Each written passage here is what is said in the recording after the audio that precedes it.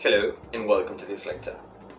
As the title suggests, today I'm going to be firstly defining language endangerment, sharing the factors that determine language vitality, and describing the current situation of language endangerment in Latin America. Secondly, I'm going to present two very different cases of language endangerment in Argentina, and finally the different ways in which languages are revitalized, closing with the worth thinking conclusion. Let's begin. Although around 6,000 languages still exist, many are under threat. A language that is endangered is on a path towards extinction. A language that is extinct can never be revived. About 97% of the world's people speak about 4% of the world's languages. Conversely, about 96% of the world's languages are spoken by about 3% of the world's people. Most of the world's language heterogeneity then is under the stewardship of a very small number of people. Even languages with many thousands of speakers are no longer being acquired by children. At least 50% of the world's more than 6,000 languages are losing speakers. We estimate that about 90% of all languages may be replaced by dominant languages by the end of the 21st century. The six major factors considered to determine language vitality are intergenerational language transmission, absolute number of speakers, proportion of speakers within the total population, shifts in domains of language use, response to new domains and media, and availability of materials for language education and literacy. None of these factors should be used alone. Some criteria may deserve more attention than others. A language is endangered when its speakers cease to use it in an increasingly reduced number of communicative domains, and cease to pass it on from one generation to another. That is, there are no new speakers. What generally happens is that communities go through a process known as language shift. That is, they gradually abandon their original native language and go over speaking another one instead. This has been a common process in the sociolinguistic history of the world. A language is extinct or dead when there is no one who can speak or remember it. In all parts of the world, members of ethno-linguistic minorities are increasingly abandoning their native language in favor of another one. Despite the fact that questions on language use and identity are now commonly included in the population censuses of Latin American countries, consensus concerning numbers of indigenous groups, language and speakers is hard to achieve. Official estimates differ according to source. In Ecuador, for instance, while the Confederation of Indigenous Nationalities of Ecuador claims that at least 40% of the total population of the country are indigenous, the 2010 national census shows only 7.3% self-identify as indigenous. These discrepancies characterize not only languages with large numbers of speakers such as Quechua, but also languages with few speakers as well as transnational languages. Another important feature of language diversity in Latin America is the number of language families found throughout the continent, which varies between 99 and 118. There are around 420 living languages spoken by 522 peoples in 21 countries. 17% are in Mesoamerica, Mexico included, and 27% in South America. About 300 are considered endangered, and the rest vulnerable.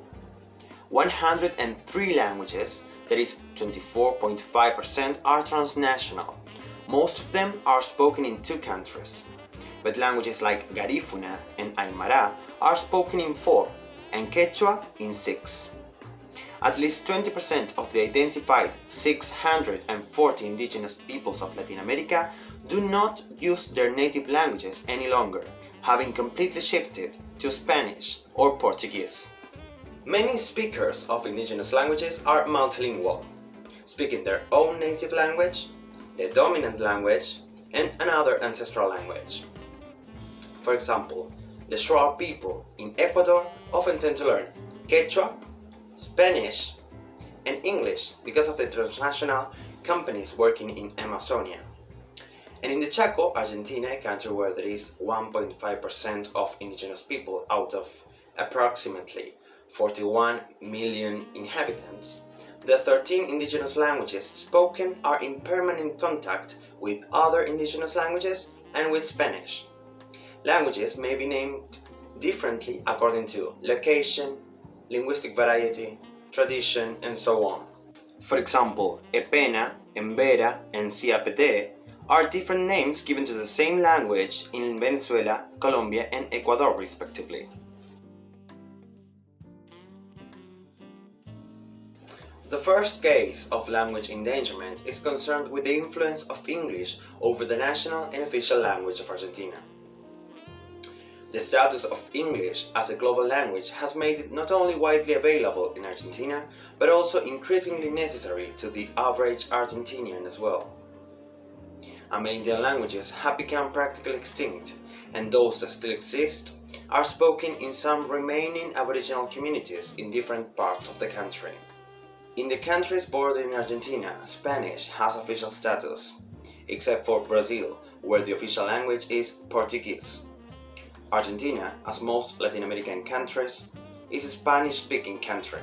Because Argentina was a Spanish colony until 1816, the status of Spanish is that of a national and official language. Then immigrants came and settled in different regions of the country, forming fairly closed communities that preserved their cultural identity. The newcomers learned a simplified or pidginized form of Spanish to communicate with the locals, their employers, or their customers, because many became traders, but maintained use of their mother tongue in the private domain. However, in most cases, after a couple of generations, Spanish became the language of communication among the members of the community. In some remote and isolated locations, it took longer. The English came to work for the prosperous English-speaking British companies that had set up business in Argentina, mainly as skilled labor for the railway, white-collar workers, and managerial staff. They were few in number compared to the Italians and Spaniards, but their influence in the shaping of the new nation was immense.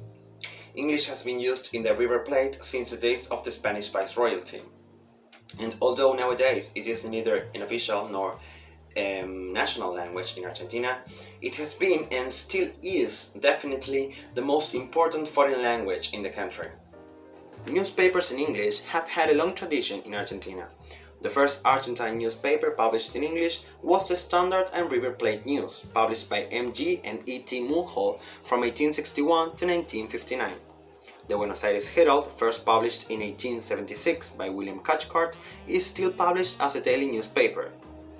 The Buenos Aires Herald once served mainly as a newspaper for the English-speaking community and expatriates. Another of the English-language newspapers is the Southern Cross, first published by Dean Patrick Dillon in 1875 as a weekly and now published as a monthly paper. Theatre in English has existed in Argentina since the British community began. British model schools usually staged one play a year, and theatre groups did not take long in being organized. At present, there are 7 English-speaking theatre groups. The latter is the oldest and has the best reputation. These groups began as amateur groups whose purpose was to promote theatre in English, the English language, and to have fun. Music has also contributed to the interpersonal function via many of the songs broadcast on FM radio stations, whether soul, jazz, pop, disco, or rock, to mention a few, that have lyrics in English, which are enjoyed by people of different age groups. English was and is also present in sport. The foreign communities, especially the British, introduced most of the open field sports played in Argentina. The most outstanding example is football, or soccer. Originally played by the employees of the British companies, it soon became the favorite sport of the Argentinians. Contact with English has also been fostered by cultural associations. For instance, the Instituto Cultural Argentino Norteamericano, or Argentine North American Institute of Culture, and the Asociación Argentina de Cultura Inglesa, or Argentine Association of English Culture, whose main purpose is the teaching of the English language and promoting the American and British cultures respectively. One of the areas in which the users of English have increased the most is the business world. Another area in which the users of English have increased is education. In recognition of the importance of foreign languages, the Federal Law of Education, implemented in 1996, has made the teaching of a foreign language compulsory. 14 of the 23 provinces of Argentina have adopted for English as the only foreign language to be taught. By the time students in Argentina complete their schooling, they will have been exposed to English for about 686 hours. This amount of contact and exposure to the language in theory, but not taking into account the difficulties that students may have, enables them to pass an English as a foreign language examination, equivalent to a Cambridge Preliminary English Test, or PET. This will considerably increase the number of potential users of English. Added to its historical prestige, the English language enjoys its global language status in Argentina as much as it does in the rest of the world, and as such serves as a linked language and a lingua franca. English is now part of most of the population's everyday lives. Technology, especially computers, has put a large percentage of the population in contact with English. The use of the internet has become an essential tool in schools and universities, and even those who use a language other than English for internet communication still need some proficiency in English to navigate the net. Borrowing from English and their nativization are frequent. Computer technology is basically English. Terms such as mouse, pad, printer, scanner, CD are used with their local pronunciations. Mouse, pad, printer, scanner. English is used as a medium of instruction in a range of school types, such as British model schools, bilingual schools, American schools, EFL courses, teacher training colleges, and graduate and postgraduate courses at university. Outside the bilingual school system, a very large sector of private language institutes offers programs to students of all ages.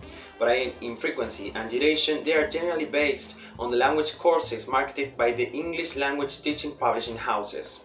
English is the language preferred by speakers of other languages when dealing with Argentinians. Note that although Brazil is the most influential of Argentina's neighboring countries and its partner in Mercosur, few Argentinians speak or learn Portuguese.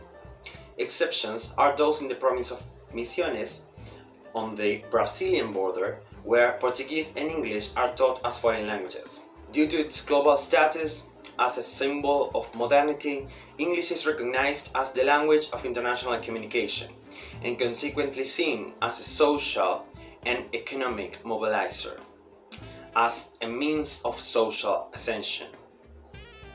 Those seeking a job or a promotion, or those pursuing a graduate university education, have become acutely aware of the fact that English is an essential requirement. The belief is that the higher the proficiency level, the better chances of getting a job, or a better job. People who are proficient in English are seen as having an advantage over others. However, there is not much feeling that English might endanger the Argentinian language yet. To be legally valid in Argentina, all documents still have to be translated into Spanish. Besides, there is a whole educational, economic and political system that promotes Spanish. There are of course isolated cases that cry out against the spread of English, like that of the mayor of Escobar, a city neighbor in Buenos Aires, who banned English and all other foreign languages from all billboards, signs and posters in streets and commercial areas. The second case of language endangerment is concerned with Chana, an indigenous language from the banks of the Uruguay River, believed to have died out a century ago. The Chana culturally belonged to a branch known as Paleoamazonic, and followed the same pattern as the Charruas and Guaycurues, who had expanded their community from the Mesopotamia towards the south and east, occupying territory along the Uruguay River at the beginning of the age. Chanás ambiguas, timbres and caracaraes, corondas, quiloazas, calcines, empeñes, and mocoretaes all shared a similar culture. They would hunt, fish, collect, and farm the earth. They possessed a ceramic industry but were semi-nomadic, and used to live in communal ranches. Politically, they were ruled by caciques chosen according to inheritance, and would gather and form assemblies to solve social issues. Their religion was expressed in the style of popular rituals. One interesting fact about the Chanas is that their culture constituted a matriarchy, where women were responsible for imparting justice and passing down the culture from mothers to daughters. This is thought to have had a linguistic manifestation in the community. There is no existing written material documenting the language of this community. Some suppositions state that it is a variety of Charrúa, some others that it is related to Guaycurú. Blas Jaime is the only known speaker of Chana.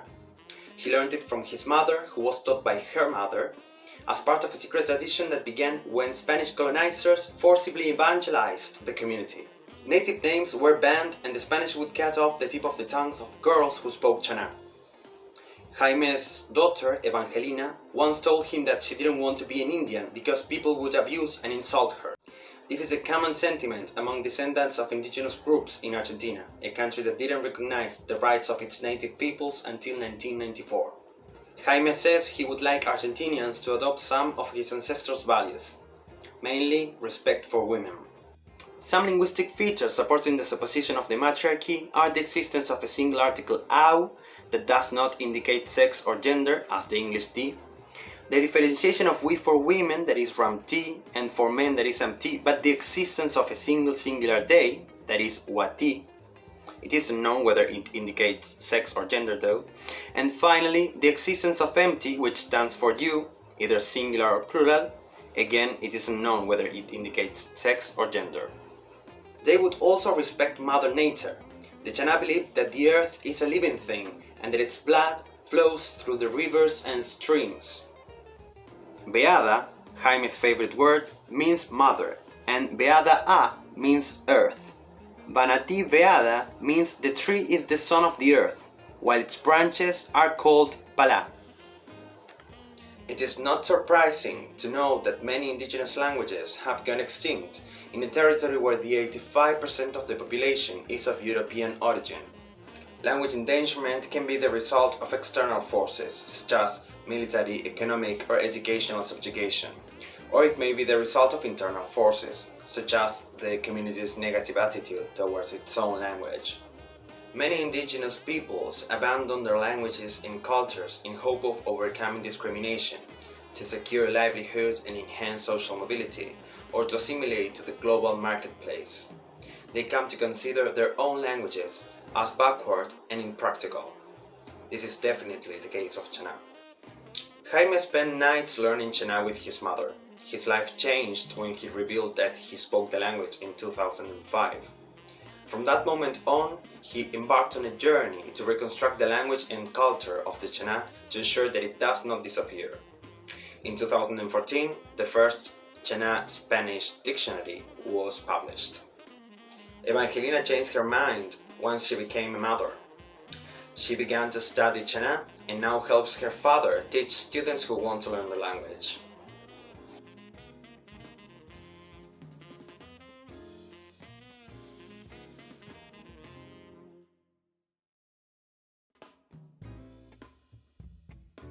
Four essential areas are considered to sustain endangered languages. Sustainable development in literacy and local documentation skills, that is, training local language workers to develop orthographies if needed, to read, write, and analyze their own languages, and to produce pedagogical materials. Speakers of endangered languages should be trained to study, document, and archive their own language. Supporting and developing national language policy. National language policies must support diversity, including the preservation of endangered languages. Linguistic policies are related to other policies, economic, social, cultural, and so on. That's why it is fundamental to analyze how they overlap and also the interests they share. Their dynamics and ideology explain, for instance, why in Argentina, during the Malvinas War, English nominations were prohibited, even when economic relations were still subordinated to Anglophone countries. Additionally, the national constitution only recognized the linguistic rights of the indigenous peoples since the last reform in 1994. As a consequence of the reform, for instance, the province of Corrientes declared that Guarani would be an alternative official language in 2004, aside Spanish. It is also a political option to avoid adopting measures. Until then, there was no policy protecting or promoting indigenous languages. The lack of policies contributed to the reinforcement of the endangerment of many languages. Supporting and developing educational policy. It means favoring the inclusion of regional languages in formal education. For example, in 2006, the National Law of Education stated not only that indigenous languages and identities must be respected, but also determines that the system of education must hold a dialogue with indigenous communities and those ethnically, linguistically, and culturally different, through what is known as intercultural bilingual education. And finally, improving living conditions and respect for the human rights of speakers of endangered languages. There is a direct relation between living conditions, human rights, and language vitality. Linguists and educators can be vital mediators, supporting communities whose language is endangered, by formulating claims about linguistic and other human rights.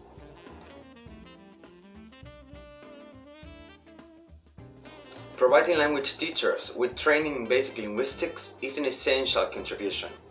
The role of education is key in the process of revitalization.